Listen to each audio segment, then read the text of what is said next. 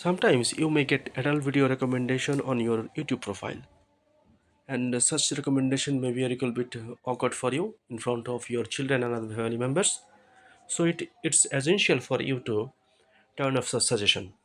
To turn off this suggestion, tap on your profile,